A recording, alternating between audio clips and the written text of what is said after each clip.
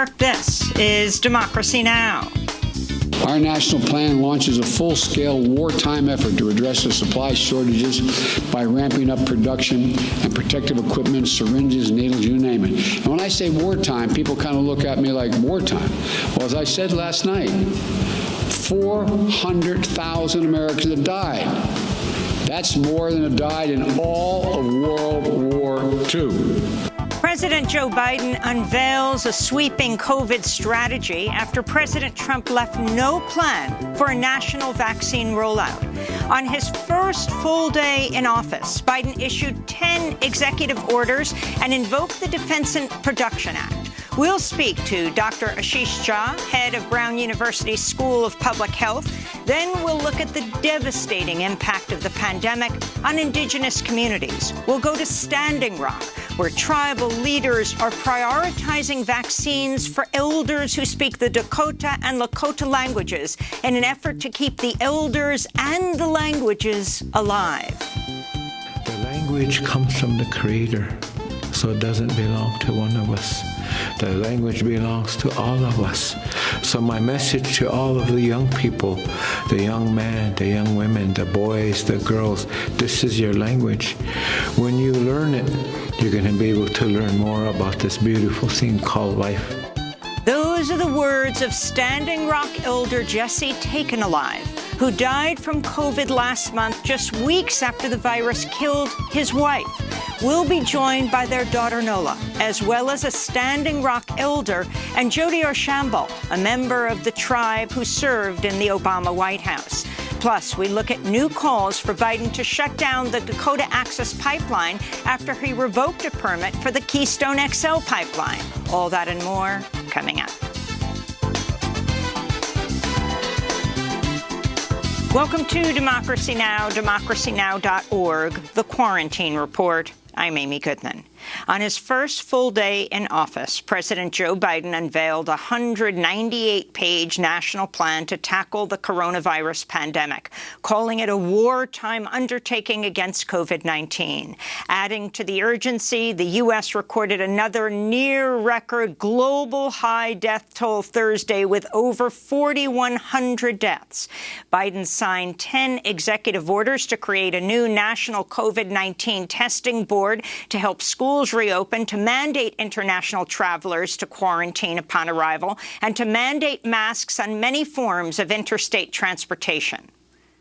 Our plan starts with mounting an aggressive, safe, and effective vaccination campaign to meet our goal of administering 100 million shots in our first 100 days in office. We're on day one. This will be one of the greatest operational challenges our nation has ever undertaken. On Thursday, the nation's top infectious disease expert, Dr. Anthony Fauci, spoke to reporters at the White House. He was asked about the difference between working under Presidents Trump and Biden. The idea that you can get up here and talk about what you know, what the evidence, what the science is, and know that's it. Let the science speak. It is somewhat of a liberating feeling. Here in New York, vaccination clinics have been canceling appointments and turning away seniors as supplies of Pfizer and Moderna COVID-19 vaccines dwindle. It's a scene that's been repeated across the United States. This is New York City Council member Mark Levine. Because of the unreliability of supply, the city had to cancel tens of thousands of appointments this week. This is a desperate situation. At the pace at which we are receiving vaccine, it would take us well into 2022 to achieve herd immunity in New York City. That's unacceptable. On Thursday, President Biden invoked the Defense Production Act to increase COVID-19 testing and the production of vaccine supplies, including glass vials and syringes. Many public health experts are calling on Biden to use his executive powers to demand that vaccine makers share their patented technologies with other manufacturers in order to end production bottlenecks and speed the vaccine to people across the U.S. and around the world. After headlines, we'll have the latest on the pandemic and Joe Biden's response from Dr. Ashish Jha, head of Brown University's School of Public Health. In international news, Chinese officials are rushing construction of a massive quarantine facility outside Beijing that can temporarily house more than 4,000 people in isolation. Cities in northern China that are home to millions of people entered lockdown earlier this month as authorities tried to stamp out several small coronavirus outbreaks. The lockdowns come ahead of the Chinese Lunar New Year, an annual holiday that normally sees hundreds of millions of people travel within China to visit family. Portugal has the world's highest 7-day average rate of new COVID-19 cases and the second highest per capita death rate. The surge is wreaking havoc with Portugal's presidential election Sunday. In India, a massive fire at the Serum Institute of India killed 5 people Thursday. The institute is the world's largest producer of vaccines, though officials said the blaze did not affect production of the Oxford AstraZeneca vaccine. Meanwhile, Hungary's become the first European Union member nation to give emergency use authorization to Russia's Sputnik COVID-19 vaccine. President Biden has proposed a 5-year extension with Russia to the only remaining nuclear treaty between the two countries before it expires February 5th. The new Strategic Arms Reduction Treaty, or New START, limits the number of deployed strategic nuclear warheads to 1,550 each. This is White House Press Secretary Jen Psaki. The New START treaty is in the national security interests of the United States, and this extension makes even more sense when the relationship with Russia is adversarial, as it is at this time. This comes as the Treaty on the Prohibition of Nuclear Weapons goes into effect today. The UN-backed agreement was ratified by 51 countries, but those do not include any of the world's 9 nuclear powers: Britain, China, France, India, Israel, North Korea, Pakistan, Russia, and the United States. Lawmakers on Thursday overwhelmingly approved a waiver allowing retired Army General Lloyd Austin to become Pentagon chief. Austin left the military 4 years ago, now serves on the board of weapons maker Raytheon. Normally, a minimum of 7 years is required before taking the civilian job, unless a waiver is granted from both houses of Congress. Many of the House Democrats who voted for the waiver opposed a waiver for President Trump's first Pentagon chief pick, retired Marine General Jim Mattis. The Senate could vote on Austin's confirmation as soon as today. If confirmed, he would become the first African-American defense secretary. Meanwhile, Biden will keep FBI Director Christopher Wray, who was appointed by Trump in 2017, in his position. In other news from Biden's administration, the president has appointed Jessica Rosenworcel as the acting chair of the Federal Communications Commission. Digital rights activists praise the move, pointing to her record at the commission, which includes supporting net neutrality, treating the Internet as a public utility, and increasing access for underserved populations. In a setback for Palestinian rights, Secretary of State nominee Tony Blinken said during his confirmation hearing this week that the Biden administration will not reverse Trump's contested move of the U.S. Embassy to Jerusalem, also recognizing Jerusalem as the capital of Israel. Palestinian journalist Lama Khater tweeted, quote, "Everything is subject to change in the agendas of successive U.S. administrations except for absolute loyalty to Israel," they wrote. Senate Democrats have rejected a proposal by Republican Minority Leader Mitch McConnell to preserve the 60-vote legislative filibuster as part of a power-sharing agreement. Democrats are seeking to prevent a minority of senators from derailing ambitious legislation like President Biden's proposed $1.9 trillion coronavirus rescue package. McConnell's threatened to block an organizing resolution laying out rules and committee assignments for the new Senate session unless Democrats agree to maintain the filibuster. Meanwhile, Senator McConnell called on Democrats Thursday to delay former President Trump's impeachment trial until February in order to give Trump's legal team more time to prepare. His call came as House Speaker Nancy Pelosi said she would send the article of impeachment to the Senate soon. The fact is, the President of the United States committed an act of incitement of insurrection. I don't think it's very unifying to say, oh, let's just forget it and move on.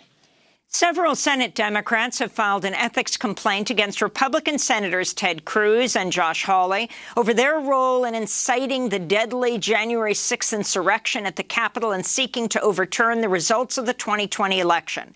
The complaint seeks an investigation into whether Cruz, Hawley, or any of the senators' staffers were in contact with organizers of the riot or helped to coordinate their actions. This comes as federal agents in Michigan have arrested former U.S. Marine Michael Joseph Foy for assaulting a federal officer and other charges related to the January 6th insurrection at the Capitol. Video appears to show Foy using a hockey stick to repeatedly bash a prone police officer who is dragged into a violent mob trying to push its way inside the Capitol. NPR reports nearly 1 in 5 people charged over the January 6th attack are U.S. military veterans. A coalition of 135 civil rights organizations is calling on Congress not to pass new anti-terrorism laws in the wake of the January 6th attacks, warning they could be used to expand racial profiling or to surveil communities of color and political opponents in the name of national security. Wade Henderson of the Leadership Conference on Civil and Human Rights said, quote, "The government's inadequate response to rising white nationalism is a disgraceful policy failure. The problem is hardly new, and prosecutors have long had a multitude of criminal statutes at their disposal to confront white supremacist violence," unquote. To see our interview with the ACLU, you can go to democracynow.org. In immigration news, the Biden administration suspended the controversial Trump-era Remain in Mexico program. The 2019 policy forced tens of thousands of asylum seekers to wait in dangerous conditions in crowded, squalid refugee camps across northern Mexico while their cases make their way through U.S. courts. This is asylum seeker Marlene speaking to the advocacy group Pueblos Sin Fronteras, that's People Without Borders, about facing homelessness with her family after being sent to Mexico. We vividly remember when we arrived to the immigration office in Mexico. They didn't give us a place to sleep or anything to eat. Our children slept on the floor that night. President Biden set to sign an executive order today speeding delivery of food aid and millions of stimulus checks to families struggling to afford rent, utilities, and groceries. On Thursday, House Speaker Nancy Pelosi said lawmakers would move immediately on a new COVID-19 relief bill, with House passage likely in early February. In labor news, the grocery delivery app Instacart's laying off nearly 2,000 workers, including a group of employees from Illinois who created the first and only union of Instacart workers and inspired others across the country to organize. The 10 Illinois employees were in the process of negotiating their first union contract. Instacart's reportedly offering fired workers severance pay of just $250. In New York, Congressmember Alexandria Ocasio-Cortez skipped President Biden's inauguration celebrations Wednesday evening to join striking workers at the Hunts Point produce market in the Bronx. Workers have been on strike since Sunday, demanding better wages. This is Ocasio-Cortez speaking at the picket line outside Hunts Market. When you're standing on this line, you're not just asking for $1. You are asking for transformational change for your lives and for the lives of every food worker across this country, for kids of food workers across this country, because there's a lot of things upside down right now in our economy. And union members at the New Yorker magazine went on a 24-hour strike Thursday after denouncing, quote, management's egregious wage proposal in their ongoing contract talks. According to the union, the wage proposal includes the right to decrease union members' salaries by up to 20% at any time. In a statement, unionized employees wrote, quote, "We're committed to the New Yorker, which why many of us work there for years, even decades, despite low and stagnant wages. However much we may love our jobs, that love is not enough to live on," they wrote. And those are some of the headlines. This is Democracy Now!, democracynow.org, The Quarantine Report. I'm Amy Goodman. On his first full day in office, President Biden unveiled a 198-page national plan to tackle the coronavirus pandemic and ramp up vaccines as the U.S. death toll tops 410,000. This comes after President Trump left Biden with no plan for a national vaccine rollout. Biden signed 10 executive orders to create a new national COVID-19 testing board to help schools reopen, to mandate international travelers to quarantine upon arrival, and to require masks on many forms of interstate transportation. Another order creates a COVID-19 health equity task force. Biden also invoked the Defense Production Act to increase COVID-19 testing and the production of vaccine supplies. Today, I'm signing an executive action to use the Defense Production Act and all other available authorities to direct all federal agencies and private industry to accelerate the making of everything that's needed to protect, test, vaccinate, and take care of our people. President Biden said a wartime effort is needed to combat the virus. Our national plan launches a full-scale wartime effort to address the supply shortages by ramping up production and protective equipment, syringes, needles, you name it. And when I say wartime, people kind of look at me like wartime. Well, as I said last night, 400,000 Americans have died. That's more than have died in all of World War II. We will make sure that scientists and public health experts will speak directly to you. That's why you're going to be hearing a lot more from Dr. Fauci again. Not from the president, but from the real, genuine experts and scientists. We're going to make sure they work free from political interference and they make decisions strictly based on science and health care alone. Science and health alone, not what the political consequences are. The honest truth is we're still in a dark winter of this pandemic. It's going to get worse before it gets better. It's going to take many months to get where we need to be. On Thursday, the nation's top infectious disease doctor, Anthony Fauci, spoke to reporters at the White House and was asked about the difference between working under President Trump and President Biden. I don't want to be going back, over history, but it was very clear that there were things that were said, be it regarding things like hydroxychloroquine and other things like that, that really was uncomfortable because they were not based on scientific fact. I can tell you, I take no pleasure at all in being in a situation of contradicting the president. So it was really something that you didn't feel that you could actually say something and there wouldn't be any repercussions about it. The idea that you can get up here and talk about what you know, what the evidence, what the science is, and no, that's it. Let the science speak. It is somewhat of a liberating feeling. To talk more about the Biden administration's COVID plan, we're joined by Dr. Ashish Jha, Dean of the Brown University School of Public Health, previously the director of Harvard University's Global Health Institute. Dr. Jha, welcome back to Democracy Now! It's great to have you with us. Can you respond to this series of executive orders that President Biden has just unveiled and signed in his first days in office? What is most significant? Yeah, so first of all, thank you for having me on. If you look at the whole package of activities, it just feels like the federal government is back. The federal government is going to play a constructive and helpful role in this pandemic and the pandemic response. And that's critical because the strategy under the Trump team was let every state figure it out on their own and the federal government was largely absent. There's a series of things here that I think are really important. One of them that has got very little attention is the executive order just to start collecting data in a more systematic way. Data is the lifeblood of any pandemic response, and we have been hampered by lack of good federal data. We're going to start doing that. But obviously, there's so much more than that. Rejoining WHO, getting our Defense Production Act powers for testing and vaccinations.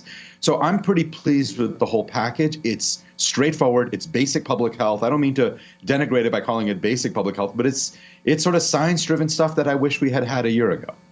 So let's talk about what's happening right now in this country. You have, more than 900,000 vaccines being administered every day, which sounds like a lot, but in fact is not. Here in New York, people are waiting in the freezing cold hour after hour to get a vaccine. They'll sign up for an appointment. They'll get an appointment for a pass date, or they'll get an appointment, and then that appointment is canceled, clearly running out of vaccines, not only in New York, but around the country. Can you explain what the use of the Defense Production Act, what so many were calling on Trump to invoke month after month, what it actually could mean?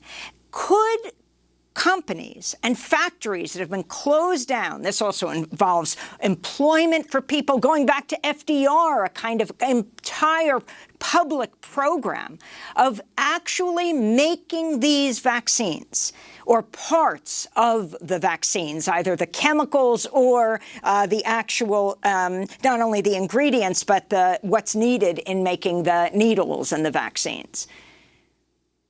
Yeah, absolutely. So first of all, the reason we're having those long lines and canceled appointments is because of the approach that the Trump administration took through Operation Warp Speed. Operation Warp Speed did have its successes, but also in the last month, they did a terrible job of communicating to states how many vaccines people were going to get. So states would be told, okay, you're going to get 100,000 vaccines in 5 days, and then 2 days before the delivery, that would be canceled or would be changed.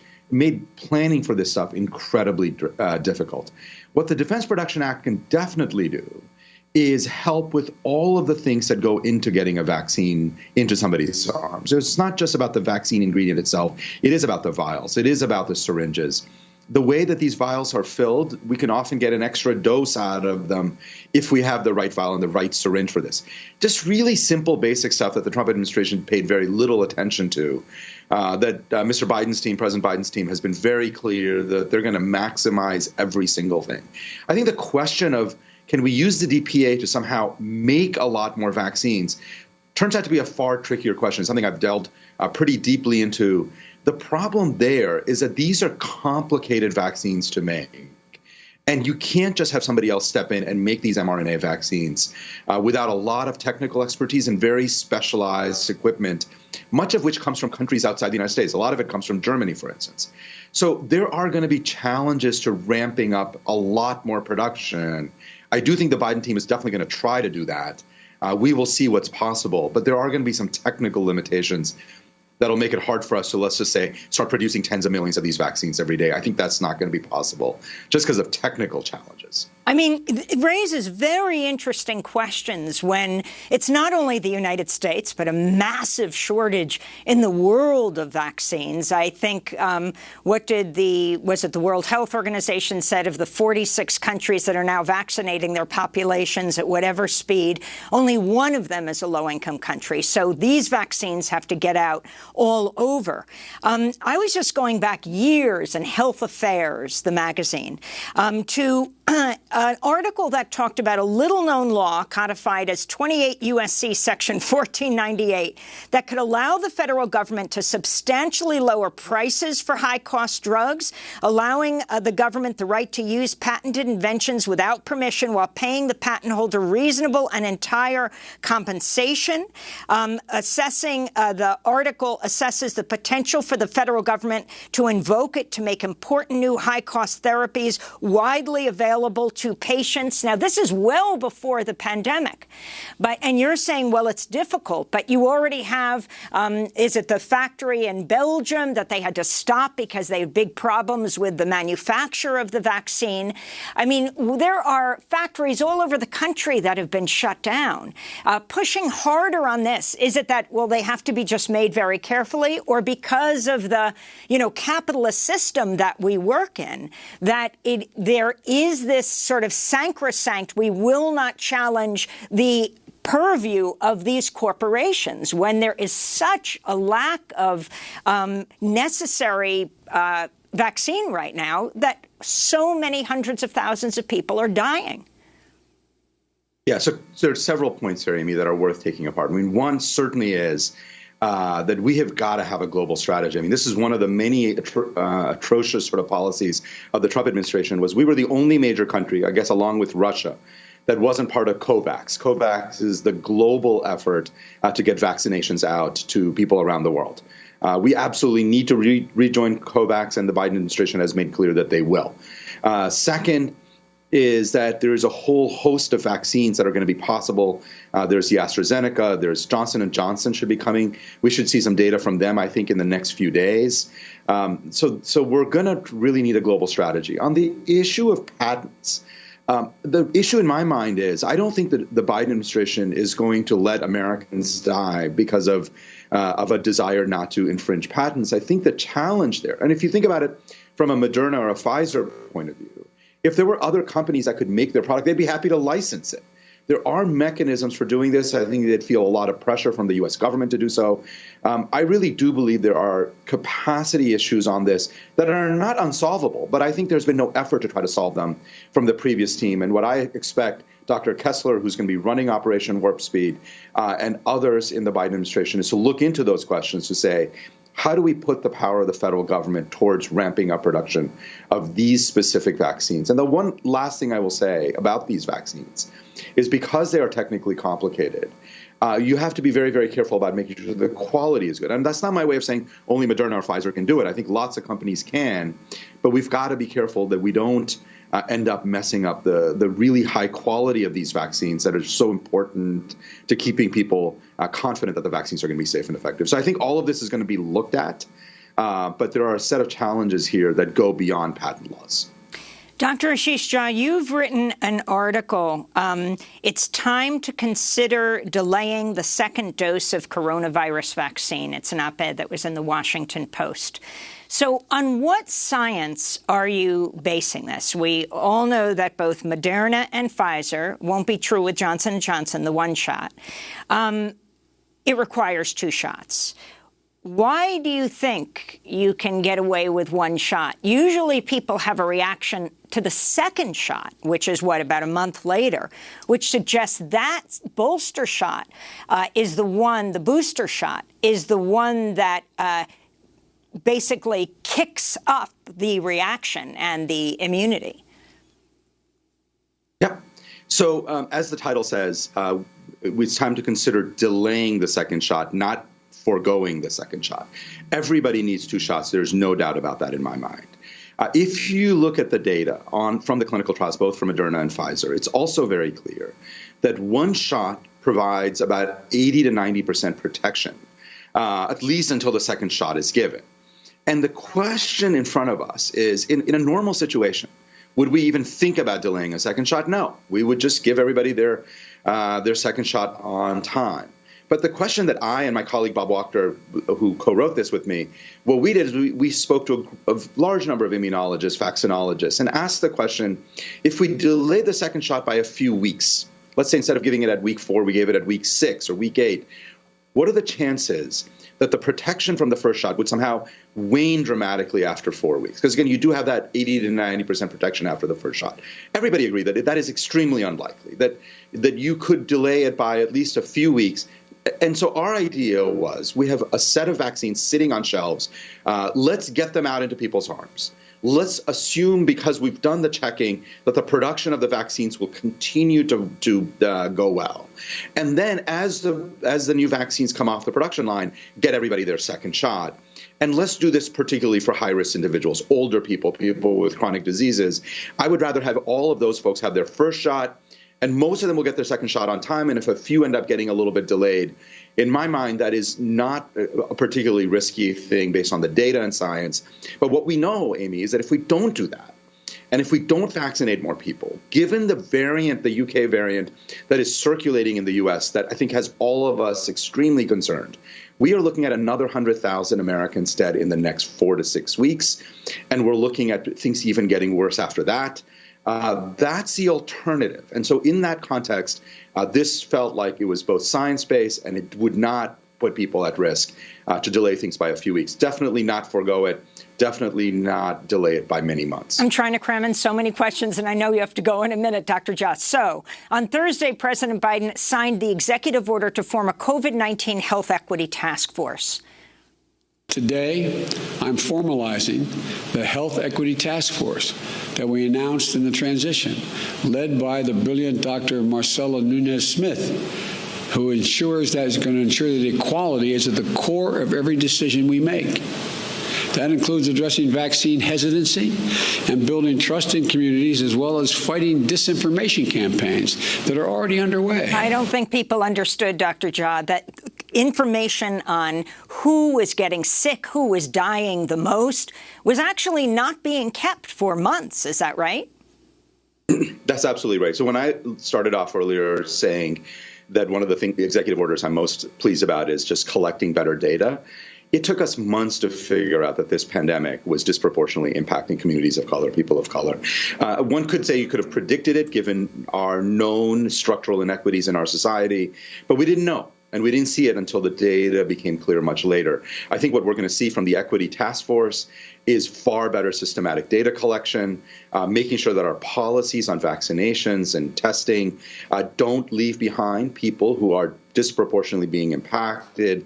I'm very pleased to see this. So we'll see where the Equity Task Force goes. But there's important work to do here to make sure that as we climb out of this pandemic, because we're almost a minute over, very quickly, are the variants going to lead to non-immunity with these vaccines? I think that's pretty unlikely. I think certainly the UK variant looks like the vaccine is going to be effective. There is some questioning about that with the South Africa variant, but I remain very optimistic that the vaccines will be effective against the variants we have. But we've got to get people vaccinated because we don't want to keep pushing our luck and having more variants pop up. The best way to stop more variants is to get the pandemic under control. Dr. Ashish Shah, thanks so much for being with us, Dean of the Brown University School of Public Health, previously director of the Harvard University Global Health Institute. This is Democracy Now!, speaking about health equity. When we come back, we're going to North Dakota, to the Standing Rock Sioux Reservation, to talk about the decision the leaders made there to vaccinate the elders who are the keepers of the language. So not only the elders don't die, but that the languages don't die with them. Stay with us. Amazing grace, how sweet the sound that saved a wretch like me. I was lost, but now I'm found. Was blind, but now I see. The Lord hath promised good to me. His word, my hope secures. He will. That's Nurse Lori Marie Key of Livonia, Michigan, singing Amazing Grace Tuesday night during the COVID National Memorial at the Reflecting Pool. She sings in her hospital, and so the President, Biden, asked her to come and sing for the country. This is Democracy Now!, democracynow.org, the Quarantine Report. I'm Amy Goodman. As the coronavirus death toll in the United States passes 410,000, and the vaccine rollout continues shakily across the country, we spend the rest of the hour looking at the fight to save tribal elders and native language speakers who've been devastated by the virus. Facing woefully inadequate health care, lack of government support, and the living legacy of centuries of colonialism, tribal communities have faced staggering losses as COVID-19 rips through Indian country. Native Americans have died at least twice the rate of white people across the United States. Pillars of tribal communities have been lost, along with their knowledge of native languages. Jason Salzman, a spokesperson for the Muskogee Creek Nation, told the New York Times the losses were akin to a cultural book burning. To combat this crisis, the Standing Rock Sioux tribe has prioritized elders who speak the Dakota and Lakota languages to receive the COVID vaccine. This is Tribal Health Director Margaret Gates speaking in December. We had met with tribal council, and at the request of leadership as well, we added in the 65 and older and fluent speakers to be sort of first in line, because usually they will come down in the sea, but we've bumped them up to the top because they are our most important asset to our tribe and our people because of the language. For more on this critical issue, we're joined by three guests. In Bismarck, North Dakota, Jody Archambault is with us. She's a citizen of the Standing Rock Sioux tribe and the former special assistant to President Obama for Native American Affairs for the White House Domestic Policy Council. In Manderson, South Dakota, Alex White Plume is the former vice president and president of the Oglala Sioux tribe of Pine Ridge Reservation. He's a Lakota interpreter. And in Standing Rock, North Dakota, Nola Taken Alive is a member of the Standing Rock Sioux Tribal Council. Both of her parents recently died of COVID-19.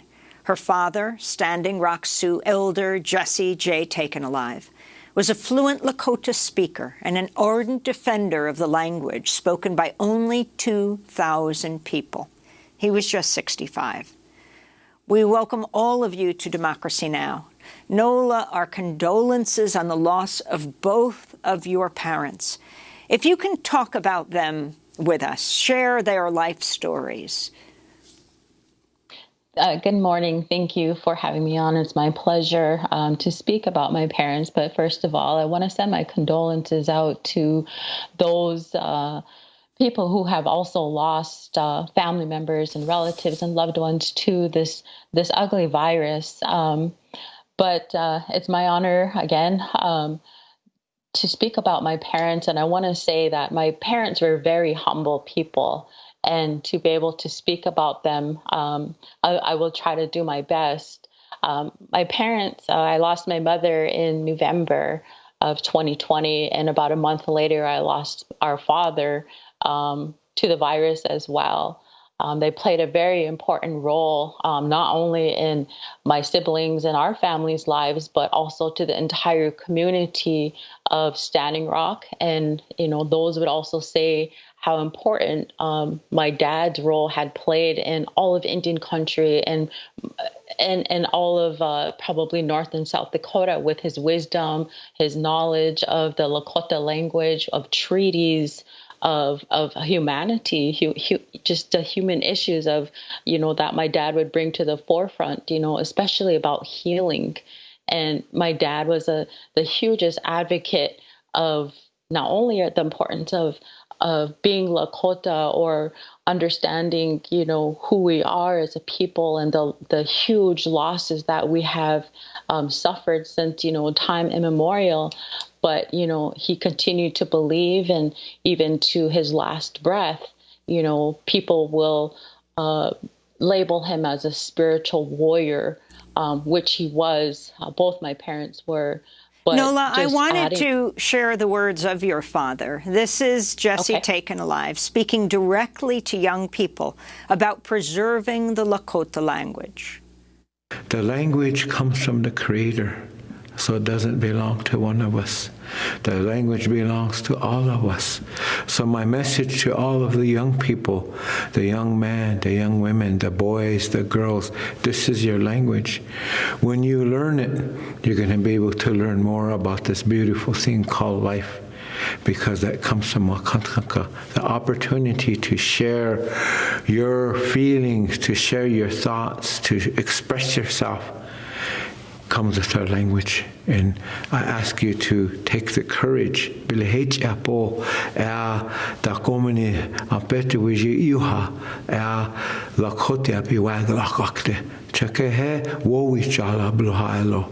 I believe that there will be a day that all of you will talk. Na iotaha dona we chinchala wea. Hey, dona we koskala kana wea. Dona apetu wenji nija wakanje we chalo hakte.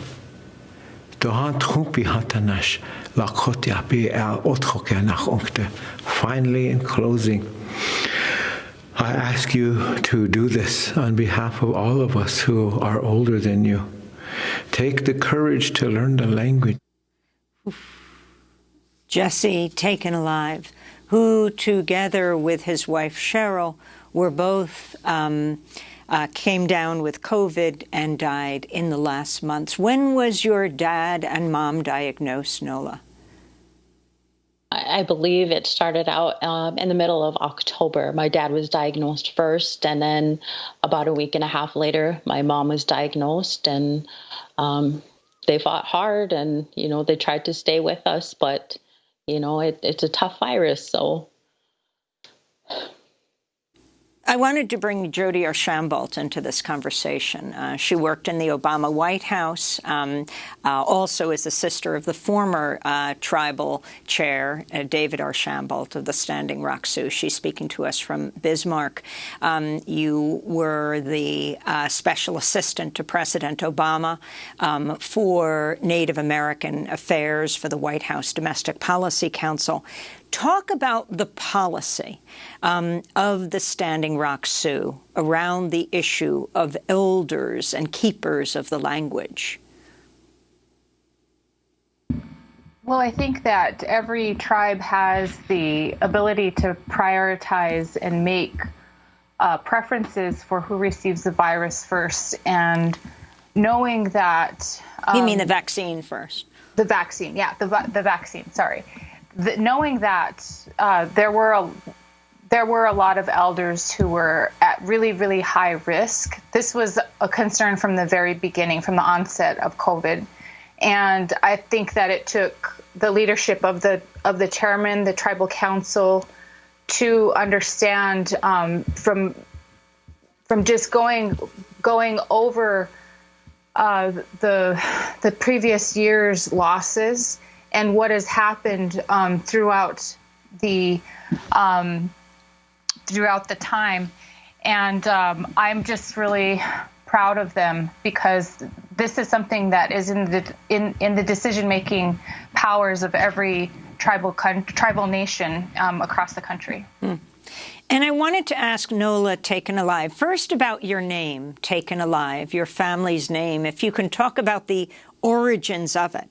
And then you're a member of the tribal council that decided to prioritize the elders who speak the Dakota and Lakota languages. And I'm wondering if you could you could tell us about the community response to that. But begin with your name, Taken Alive. Well, I think that there's a couple of stories that originate back to our last name, Taken Alive. One of those stories being that a long time ago, one of our ancestors was what you would call a police officer, or would take those in who would do such wrongdoings in the community, and would instead of killing them, would take them alive. So it wasn't a thing where we held that in honor as far as killing people. So that was one of the stories. As far as prioritizing our elders, we want to make sure, and this is something that Dad always talked about, as far as our language. And he'll always say that our language is spiritual. When we talk about spiritual, we talk about our identity of who we are. And, it must be known that throughout the world that Native Americans or American Indians weren't granted Freedom of Religion Act until 1978. So if you can think about that, I was only 1 year old, where our ancestors or my parents, my grandparents, could actually pray and use our ceremonies in the open. Before that, it was outlawed. So with our ceremonies also was our language. And also we have to look back at the oppression that has happened to our people for generations, for centuries. And it's, you think back 1 year old, It wasn't, until the late, I want to say 70s, early 80s, when my dad actually, he grew up speaking the Lakota language since he was born. It was his first language, but he actually didn't start practicing our ceremonial ways until he was in his mid-20s, late 20s, because of, how that 1978, again, goes back to, being able to openly and freely practice who we were or who we are. And so I just want to reiterate that, because not all of the world understands where we are, that we even belong here, or that we even exist. And I think our people have been romanticized as far as, do you still live in teepees? Do you still, but honestly, my dad, I'm proud of him. My dad was a Lakota language teacher up until his passing at the McLaughlin School. And he actually taught from his teepee. He actually, he lived in a house, but he set up his teepee outside of his house, and he would set up his laptop and, ran his extension cord and made sure that spirit of the language, through the teepee, through, because he always reiterated that the language is spiritual. So being in connection with the earth, being in connection with everything around him, he wanted to make sure that, he was teaching, that he was passing his knowledge on to the younger generations. So I'm really proud of that, and that was just up until October. My dad was still teaching from his teepee. I wanted to bring Alex Whiteplume into this conversation, the former vice president and president of the Oglala Sioux Tribe of Pine Ridge Reservation, speaking to us from South Dakota. He is a Lakota interpreter. If you can talk about the effects of COVID-19 on your community, particularly the elders and the keepers of the culture and the language, you are an interpreter, what this means for the Lakota and Dakota languages. Sure. Good morning to everybody. I was really shocked last January when first time we heard this COVID. And so my wife and I decided to isolate. And as we sat here on our land, we live out on the land. We don't live up in the housing or built up areas. Certain things happened. They implemented a curfew. And then a while later, they introduced a lockdown, where we were like prisoners in our own house. And me personally, I served 4 years in Berlin, Germany with the U.S. Army. I went to the German museum that they made for the Jews that they killed. And they had to have 2 forms of ID, one sewed on the jacket and another paper. And a few years ago, United States passed a law where we had to have 2 forms of ID. So I was just sitting here, and the impact on that lockdown to me was real frightening. I think they was too extreme.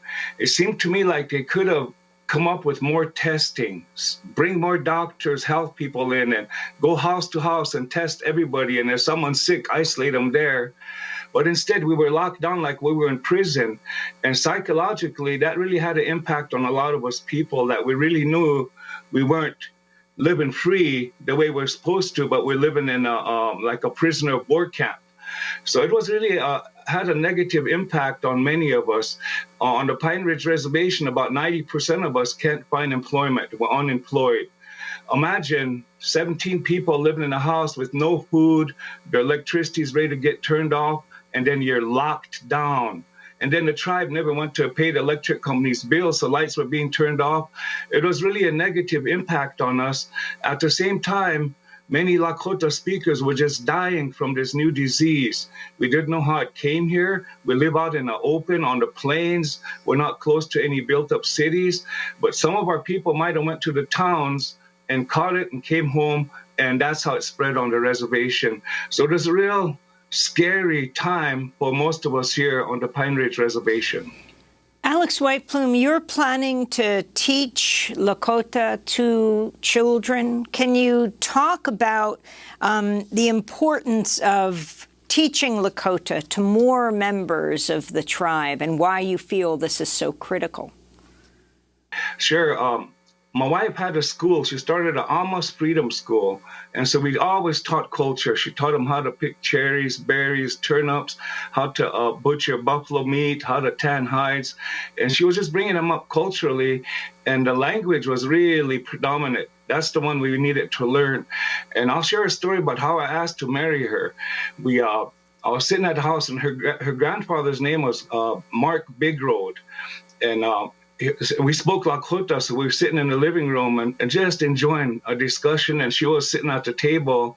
So in Lakota, I asked Uncle Mark, how do you ask a woman to marry you in Lakota?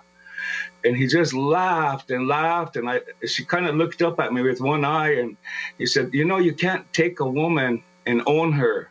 You can't declare her your wife. Our Lakota women are matriarchs, and they have power that you can't control.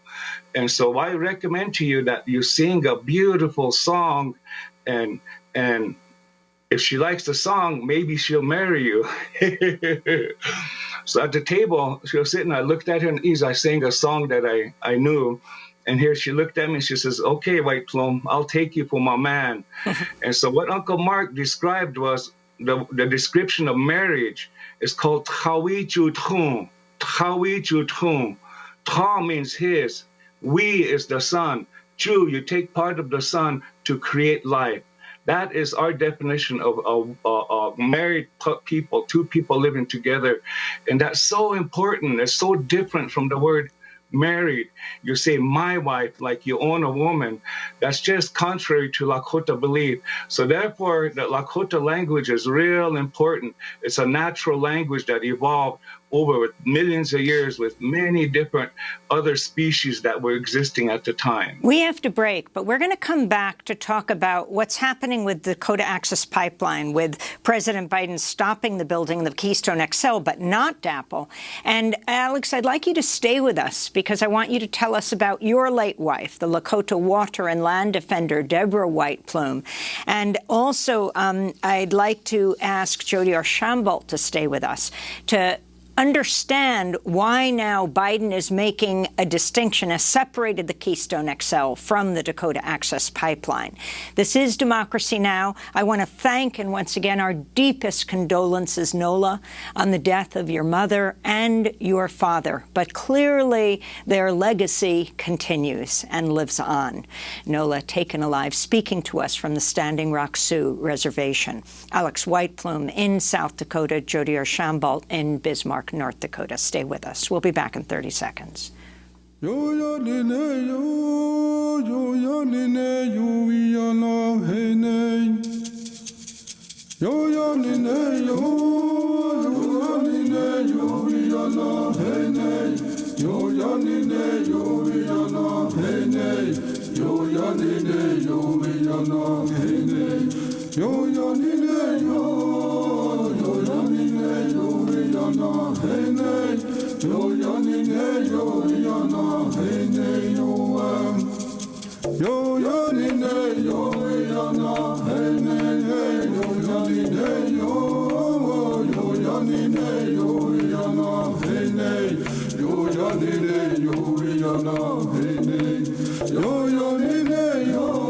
Song for Mother Earth by Lakota. This is Democracy Now!, the Quarantine Report. I'm Amy Goodman. On his first day in office, President Joe Biden issued an executive order to shut down the Keystone XL pipeline. Indigenous and climate justice groups are now urging him to do the same with the Dakota Access Pipeline.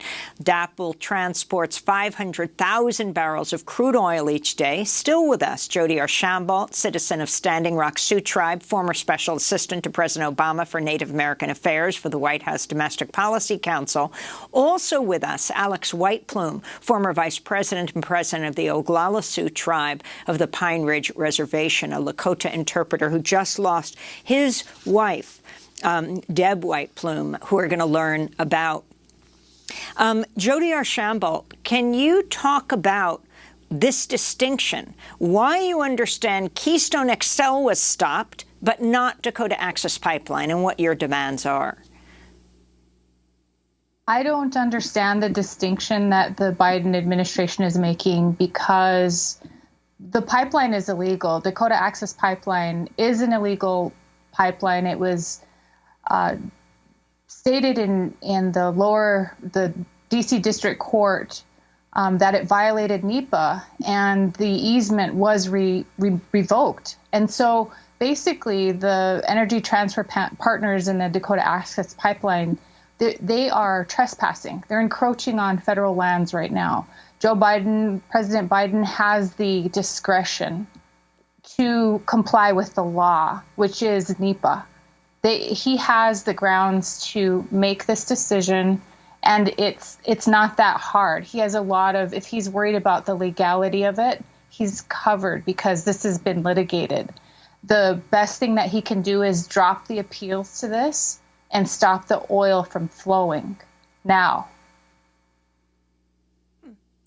I wanted to now bring back in Alex Whiteplume to ask about your wife and her legacy.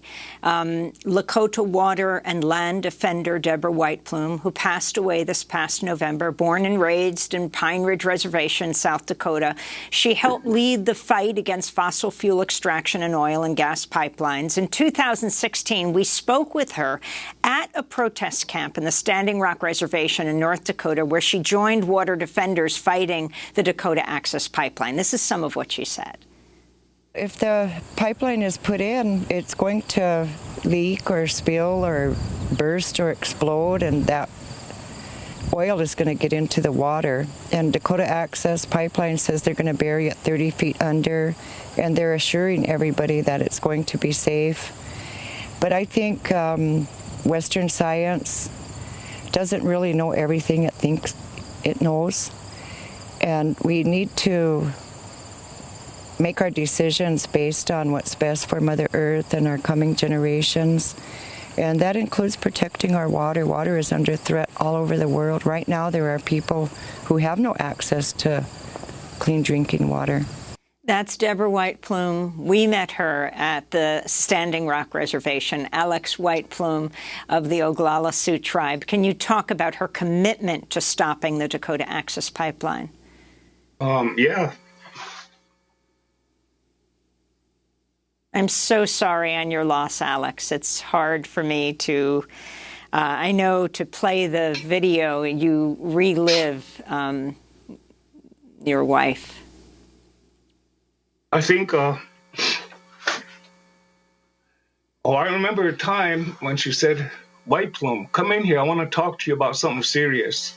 So I was outside working on the yard, and I came in, and she says, you know, I'm on a fight against cancer. These mining companies are destroying our water, and I developed a plan. It's going to take me 25 years to take on the largest uranium mining company in the world, which was Cameco Incorporated. And to have a mining company at Crow Butte, Nebraska, just 20 miles from our border. And she says, can I have you support me? I need you to stand by me. This is going to be a long fight.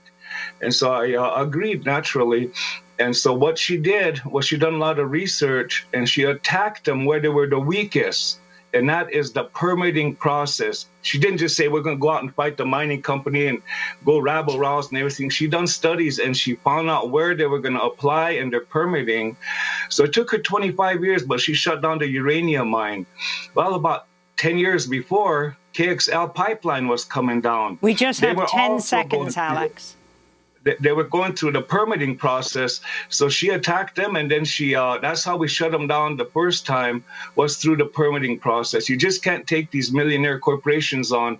They have tons of money and lawyers.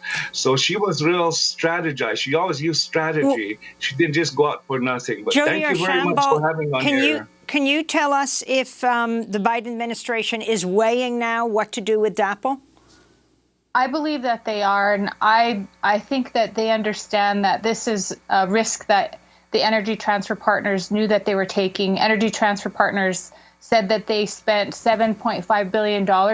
This has to be a statement. If the Biden administration stands for racial justice and equity, if they stand for climate justice, 3 seconds. When are we going to have justice in Standing Rock? When Jody are we going to have the ability and Alex to have Whiteplume, clean water? thanks for joining us. I'm Amy Goodman. Stay safe.